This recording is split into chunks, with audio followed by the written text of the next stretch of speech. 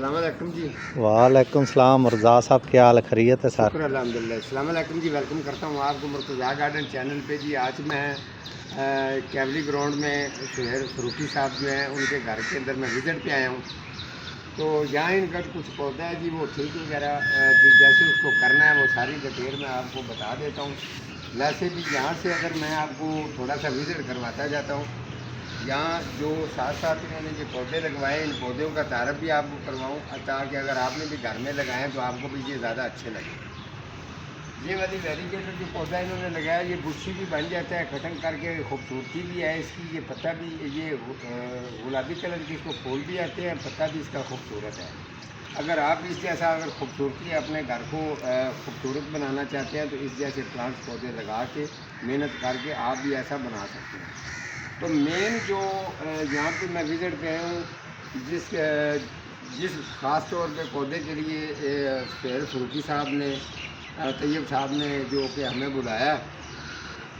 جو میں یہ پودا جو ہے ان کا ایک بون سائز پودا ہے جو کہ ابھی خراب ہو چکا ہے۔ ایک پودا انہوں نے یہ باہر بھی لگایا ہوا ہے، یہ ساتھ نظر آ رہا ہوگا،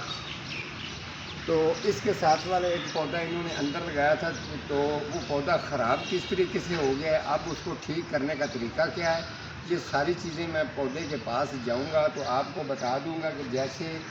ایک پلانٹس پودا کوئی بھی اگر ہوتا ہے وہ مہنگا پودا خراب ہو جائے تو اگر آپ کے گھر میں بھی لگا ہوا ہے تو آپ اس پروگرام کو دیکھنا، اگر آپ اس کو ٹھیک کرنا چاہیں گے تو آپ اس کو ٹھیک بھی کر سکتے ہیں۔ تو اب میں آپ کو پودا جو ہے اس پودے کے پاس لے کے چلتا ہوں تاکہ آپ کو خوب اچھی سی سمجھ آ جائے۔ میں آپ کو جو بتاتا ہوں یہ پودے کے پاس آ چکے ہیں، یہ بون سائز پودا ہے، یہ مکمل آپ نے پروگرام دیکھنا ہے، اگر آپ کو اس کی خوب اچھی سی سمجھ آئے گی تو آپ بھی اپنے پودے کو ٹھیک کرنا ہے۔ یہ والا پودا دراصل میں اس کے خراب ہونے کی ریزن یہ ہے کہ یہ پودا جو جس جگہ پہ پہلے یہ پودا لگایا گیا تھا، اس پودے کے جس جگہ پہ یہ لگا ہوا تھا، میں آپ کو وہ جگہ بھی چیک کروا دیتا ہوں۔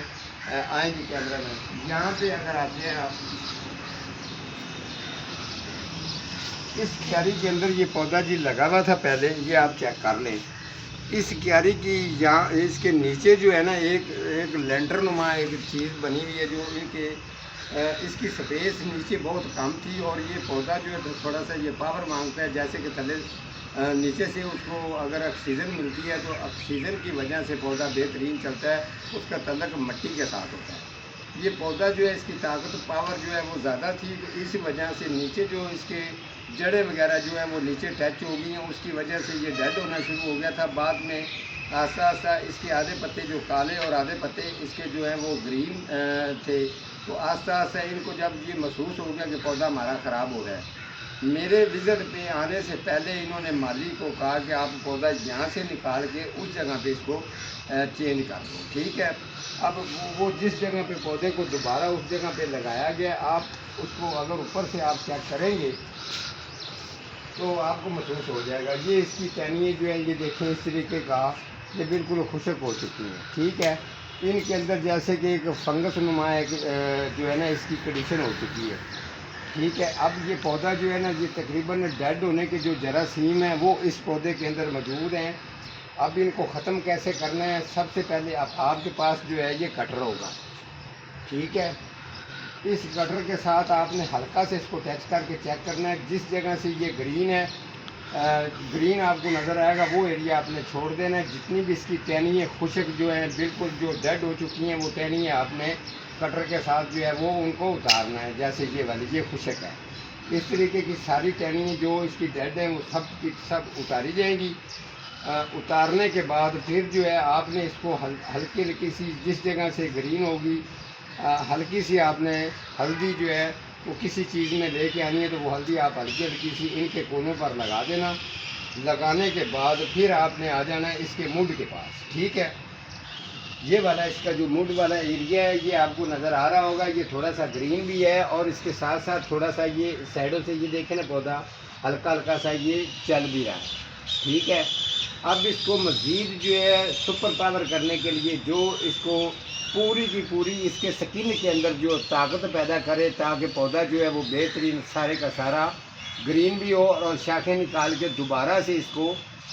جب اس کی شاخیں وغیرہ تھوڑی تھوڑی سی جب یہ چلنا شروع ہو جائے گا تو پھر اس کی جو نیچے جو اس کے جیسے یہ والے ڈیزائن آپ کو نظر آئے نا، تو پھر اسی طریقے سے مالی جو ہے وہ اس کے ڈیزائن بنائے گا، تو پودا جو ہے یہ بہترین چلتا رہے گا۔ اب اس کو سپر پاور کرنے کے لیے کیا طریقہ کرنا ہے وہ میں آپ کو چیزیں چیک کروا دیتا ہوں کہ وہ چیزیں آپ نے اس کے اندر کون سی ڈالنی ہے۔ سب سے پہلے یہ دیکھیں، یہ آپ نے دیکھا ہوگا، یہ ایک میرے پاس یہ وہ والی چیز ہے، یہ ایک پاؤڈر ہے، یہ مجھے گفٹ ملا تھا۔ یہ اس کی جتنی بھی جڑیں ہیں، جڑوں کے اندر اگر فنگس ہوتی ہے یا پودے کو کسی قسم کی اگر پرابلم ہوتی ہے، پودا گروتھ نہیں کر رہا، اس کی گروتھ رکی ہوئی ہے، تو یہ اس کے جڑوں کو جو ہے نا یہ واش کرے گا۔ واش کرنے کے بعد جیسے آپ واٹرنگ کریں گے، اس کی سکن کے اندر اس کی پوری طاقت موجود جائے گی، ٹھیک ہے۔ یہ اس کو اس پودے کو جو ہے اتنا سا یہ ڈالیں گے۔ اس کے بعد جو یہ ایلو ویرا کی دو سلائس آپ دو سلائس کاٹ کے لے لیں۔ کچی عمر والے ایلو ویرا کے سلائس آپ نے بالکل بھی نہیں لینے، وہ والے سلائس لینے ہیں جو پکی عمر کے ہیں، ٹھیک ہے۔ اب ان کے چھوٹے چھوٹے سے پیس بنا کر اس موڈ کے ساتھ بالکل ڈالیں گے۔ ڈالنے کے بعد جو یہ میرے پاس ہے، یہ جو میں کھاد تیار کرتا ہوں، یہ کھاد کی بہت ڈیمانڈ ہے اور کافی میرے پاس یہ سیل بھی ہوتی ہے جیسے میں اس کو تیار کرتا ہوں۔ اس کے تیار کرنے کے اوپر محنت تو کافی آتی ہے، لیکن یہ احساسات میں یہ چیز اچھی ہے، سیل بھی جلدی ہو جاتی ہے۔ اس کی طریقہ یہ ہوتا ہے، فرض کریں کہ پتے کا اگر سائز چھوٹا ہے، اس کی اگر سکین کے اندر جو اس کے شیرہ ہوتا ہے، جو جراثیم ہوتے ہیں، اگر وہ اس سکین کے اندر کام نہیں کر رہا ہے تو یہ اس کو گروتھ کروانے میں بہت اس کے کام آتا ہے۔ یہ اس کے پتے کا سائز بھی بڑا کرتا ہے اور اس کے اندر گرینری، شائننگ، لائٹ کلر، خوبصورتی جو ہے وہ یہ چیز زیادہ لے کے آئے گی۔ یہ والی پلائی، پرانی والی جو پلائی ہے، اس کے آپ کے پاس 4-5 پیس ہونے چاہیے، 2 ایلو ویرا کے ٹکڑے ہونے چاہیے، اور یہ جو اس کے ساتھ یہ میں نے آپ کو بتایا، یہ اور اس کے ساتھ یہ والی جو کھاد ہے، یہ اس کے ساتھ بعد میں جو یہ اس کے ساتھ ساتھ کھاد ڈال کے پھر اس کی ایک واٹرنگ کی روٹین بنائیں گے۔ ہر روز کافی لوگ جو ہے نا وہ ہر پودے کی یہ ڈیمانڈ نہیں ہوتی کہ ہر روز مجھے پانی ڈالا جائے، ٹھیک ہے۔ ہر پودے کا ایک اپنا اپنا سیٹ اپ ہے، اس کا طریقہ کاری ہوتی ہے کہ اب اس کو واٹرنگ کی ضرورت ہے یا نہیں ہے۔ جیسے یہ والا پودا میں ابھی ٹھیک کر کے جاؤں گا، اس کی کٹنگ وغیرہ کر کے میں ٹھیک کر کے جاؤں گا، تو آپ کو بتا دوں جب آپ نے بھی ایسے کر لینا ہے تو پھر اچھی طرح سے اس کو واٹرنگ ایک دفعہ بھر کے ڈالنی ہے۔ اس کے بعد آپ نے ہلکی سی اس کو واٹرنگ کی کمی دینی ہے، یہ نہیں ہے کہ ہر روز پانی اس کو ڈالتے ہی رہنا، نہیں، 3-4 دن کا وقفہ دے کے اس کو واٹرنگ کرنی ہے، تاکہ جو چیزیں آپ نے ڈالی ہیں اس چیزوں کا رزلٹ جو ہے، ان کا اثر ہے، وہ جلد سے جلد اس پودے کو ہو۔ اگر آپ یہ ساری محنت کرنے کے باوجود آپ ہر روز اگر پانی ڈالی جائیں گے تو ایک دلدل سی بن کے وہ جراثیم جو ہے وہ آپ کے جن جراثیموں نے اس پودے کو ٹھیک کرنا ہے، زیادہ واٹرنگ کرنے کی وجہ سے وہ ڈیڈ ہو جائیں گے، وہ کام پھر بالکل بھی نہیں کریں گے۔ اب میں اس کو جب یہ کمپلیٹ ہو جائے گا تو میں کوشش کروں گا، اگر میں دوبارہ وزٹ پہ آتا ہوں تو مجھے موقع ملا تو میں اس کی اپڈیٹ بھی جو ہے نا وہ انشاءاللہ جو ہے آپ لوگوں کے ساتھ ضرور شیئر کروں گا۔ ہمارا کام ہوتا ہے کسی بھی پلانٹس پودے کو ٹھیک کرنا ہمارا کام ہے، چاہے وہ ڈیکوریشن والا ہو، چاہے پھولوں والا ہو، چاہے پھل والا ہو۔ ہمارا کام یہ ہوتا ہے کہ جیسے کہ آپ نے مثال تو سنی ہوئی ہے کہ مالی کا کام ہوتا ہے پانی لگانا، پھل پھول تو وہ اللہ تعالیٰ کی ذات ہی لگاتی ہے۔ جیسے کہ اللہ تعالیٰ کی ذات نے مجھے تجربہ دیا ہے، اس کی نسبت میں چلتا ہوں۔ انشاءاللہ آپ اگر سیکھتے ہیں تو میں آپ کو سکھاتا ہوں۔ تو ٹھیک ہے جی، آج کا ہمارا اتنا ہی پروگرام تھا جی، ملوں گا کسی اگلے پروگرام کے ساتھ، تب تک اللہ نے